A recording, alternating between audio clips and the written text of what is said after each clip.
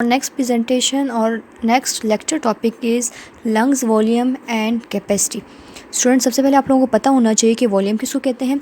Volume means the space that objects occupy. अपने पास एक ऐसी स्पेस जो अपने पास जहाँ पे ऑब्जेक्ट ऑक्यूपाई करते हैं, ऑब्जेक्ट लाई करता है, उस स्पेस को आप लोग क्या कहते हैं, वॉल्यूम कहते हैं. एंड नेक्स्ट अपने पास capacity, total air that can be taken into the lungs. Total air जो आप लोगों की लंग्स के अंदर जाती है, जो लंग्स के अंदर इंटर होती है, उसको आप लोग क्या कहते हैं, कैपेसिटी कहते हैं. अब अपने पास जो लंग्स होते हैं, एक एडल्ट लंग्स की अगर अपने पास कैपेसिटी की बात की जाए तो वो अपने पास होती है 5 लीटर. इट्स मीन अब अपने पास जो एयर है 5 लीटर एयर अपने पास क्या लंग्स के अंदर प्रेजेंट हो सकती है, लंग्स के अंदर इंटर हो सकती है. अब ये जो अपने पास 5 लीटर है, इसकी फर्दर डिवीजन होगी. ये देखते हैं कि अब अपने पास ये जो 5 लीटर है अपने पास इसमें इसकी डिवीज़न कैसे हुई हुई है. अब इस 5 लीटर में अपने पास जो 1.5 लीटर है वो अपने पास रेजिडियल एयर है. अब अपने पास 1.5 है वो अपने पास रेजिडियल एयर है. रेजिडियल एयर अपने पास वो एयर होती है जब आप लोग इनहेल करते हैं, ठीक है. मीन एयर अपने पास लंग्स के अंदर इंटर होती है, और जब आप लोग एक्सहेल कर लेते हैं सारे अपने पास एयर, अपने पास ऑक्सीजन इनहेल करते हैं और कार्बन डाइऑक्साइड को एक्सहेल करते हैं. जब आप एक्सहेल कर लेते हैं, कार्बन डाइऑक्साइड को रिमूव कर देते हैं लंग्स से, तो जो अपने पास एयर लंग्स के अंदर जो एयर होती है उस एयर को आप लोग पास रेजिडियल एयर कहा जाता है, और उसकी कैपेसिटी अपने पास 1.5 लीटर होती है. एक बार दोबारा से मैं रिपीट करती हूँ.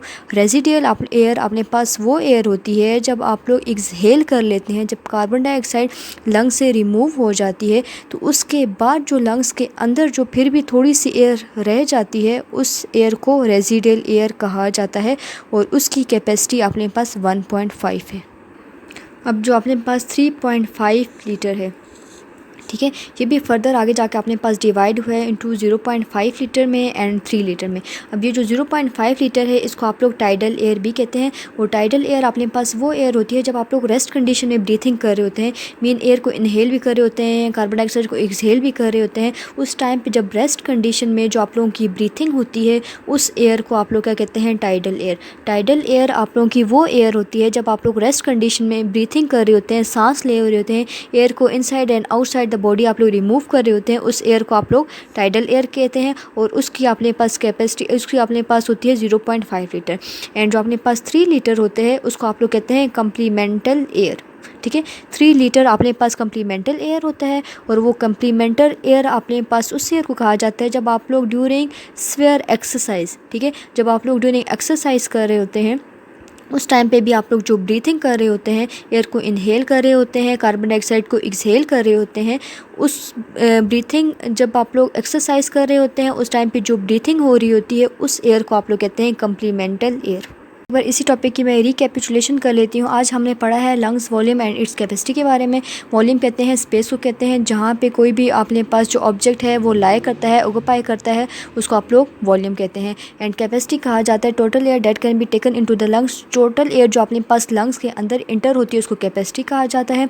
अब अपने पास जो एडल्ट लंग्स की कैपेसिटी होती है वो अपने पास 5 लीटर होती है. इट्स मीन लंग्स के अंदर 5 लीटर एयर आप लोग क्या कर सकते हैं, इंटर हो सकती है ड्यूरिंग ब्रीथिंग.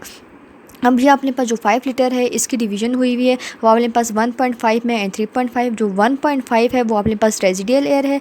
रेजिडियल एयर अपने पास वो एयर होती है जब आप लोग एक्सपेल कर लेते हैं, एयर मीन एक्सहेल कर लेते हैं, ठीक है, कार्बन डाइऑक्साइड को, फिर भी अपने पास लंग्स के अंदर थोड़ी बहुत एयर होती है जो रह जाती है, उस एयर को आप लोग रेजिडियल कहते हैं, और इसकी कैपेसिटी अपने पास 1.5 है. एंड 3.5 फर्दर डिवाइड होते हैं इंटू टाइडल एयर में एंड कम्प्लीमेंटल एयर में. टाइडल एयर होती है अपने पास 0.5 एंड कम्प्लीमेंटल एयर होती है अपने पास 3 लीटर. अब टाइडल एयर अपने पास जब ड्यूरिंग रेस्ट कंडीशन आप लोग ब्रीथिंग कर रहे होते हैं उस एयर को टाइडल एयर कहते हैं. एंड ड्यूरिंग स्वेयर एक्सरसाइज उस टाइम पे जो ब्रीथिंग हो रही होती है उसको आप लोग कहते हैं, अपने पास कम्प्लीमेंटल एयर होती है जो आप लोग ब्रीथिंग कर रहे होते हैं, एयर इनहेल कर रहे होते हैं और कार्बन डाइऑक्साइड एक्सहेल कर रहे होते हैं, और इसकी कैपेसिटी अपने पास 3 लीटर होती है.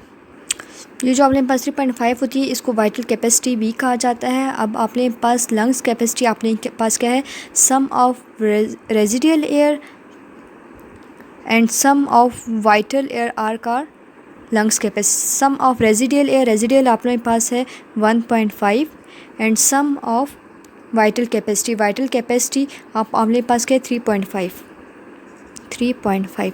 अब इसका सम किया जाए तो अब अपने पास आता है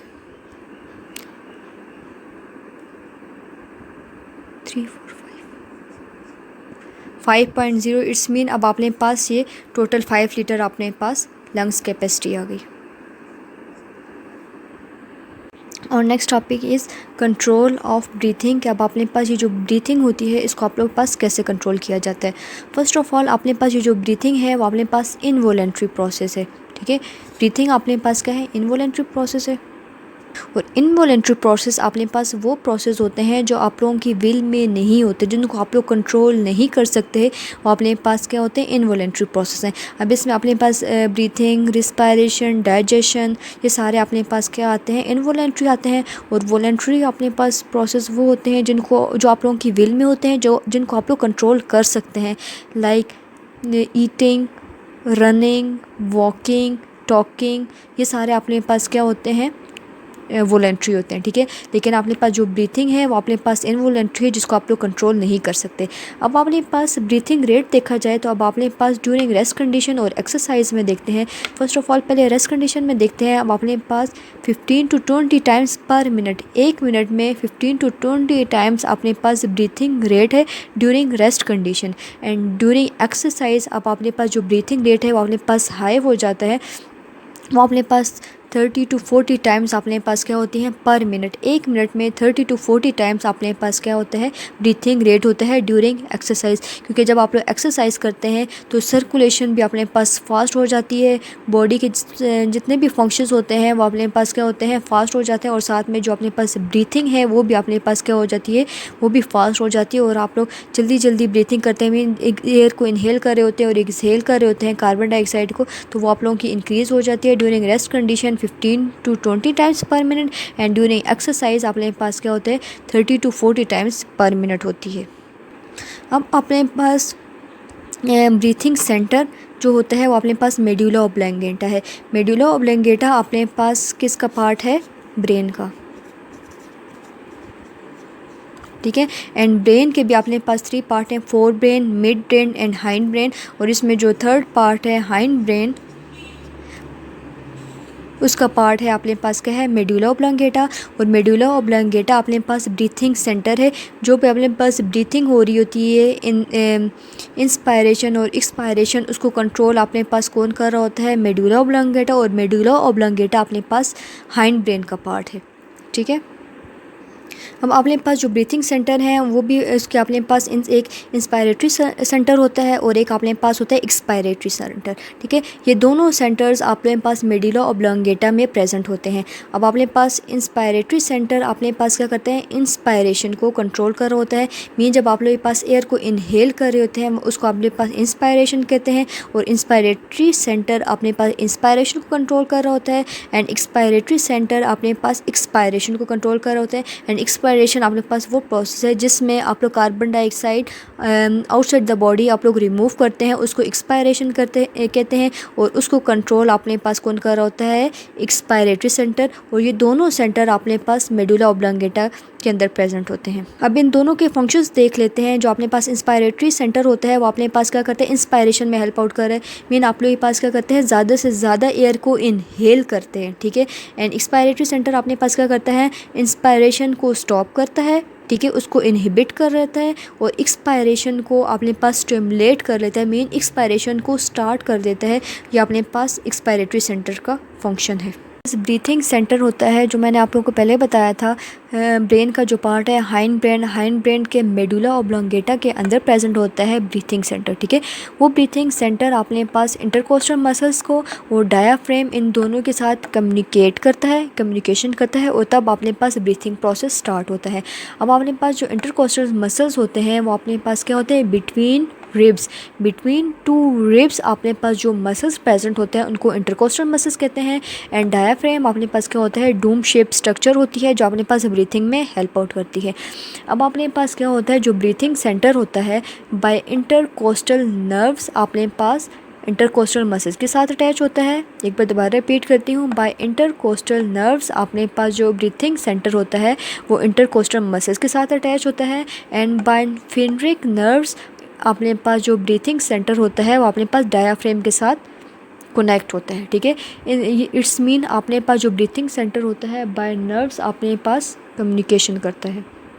breathing centre intercostal muscles and diaphragm के साथ कम्युनिकेट करके ब्रीथिंग प्रोसेस को इनिशिएट करता है, ब्रीथिंग प्रोसेस को स्टार्ट करता है।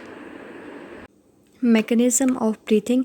नेक्स्ट आप देखते हैं कि अब अपने पास ये जो ब्रीथिंग होती है, ठीक है, अब अपने पास इसका मैकेनिज़्म क्या है या अपने पास कैसे होती है, ठीक है। अब अपने पास it consist of inspiration and expiration. अब अपने पास इंस्पायरेशन कर रहे हैं, कहते हैं taking in of air is called inspiration. जब आप लोग एयर को इनहेल करते हैं, ठीक है, इनटू द लंग्स, उसको आप लोग क्या कहते हैं, इंस्पायरेशन कहते हैं। एंड एक्सपायरेशन आप लोग कहते हैं लेटिंग out of air is called expiration. जब आप लोग एयर को एक्सहेल कर रहे होते हैं from lungs to outside the body, उसको आप लोग क्या कहते हैं, एक्सपायरेशन। अब अपने पास क्या होता है, जो इंस्पायरेशन होती है इसमें अपने पास जो इंटरकोस्टल मसल्स होते हैं वो अपने पास कॉन्ट्रैक्ट हो जाते हैं। इंटरकोस्टल मसल्स मैंने आप लोगों को बताया था, इंटरकोस्टल मसल्स अपने पास बिटवीन टू रिब्स अपने पास जो मसल्स प्रेजेंट होते हैं उनको इंटरकोस्टल मसल्स कहते हैं, ठीक है। अब अपने पास जब इंस्पायरेशन हो रही होती है, जब आप लोग एयर को इनहेल कर रहे होते हैं, उस टाइम पे इंटरकोस्टल मसल्स अपने पास कॉन्ट्रैक्ट हो जाते हैं। और जब आप लोग एक्सपायरेशन कर रहे होते हैं, मीन एयर को एक्सहेल कर रहे होते हैं, तो तब अपने पास इंटरकोस्टल मसल्स रिलैक्स हो जाते हैं। अब ड्यूरिंग इंस्पायरेशन अब अपने पास जो रिब्स होते हैं वो फॉरवर्ड मूव करते हैं, ठीक है, वो अपने पास फॉरवर्ड की तरफ मूव कर जाते हैं जब आप लोग एयर को इनहेल कर रहे होते हैं। जब आप लोग एयर को एक्सहेल कर रहे होते हैं तो तब अपने पास जो रिब्स होते हैं वो अपने पास डाउनवर्ड मूव कर जाते हैं।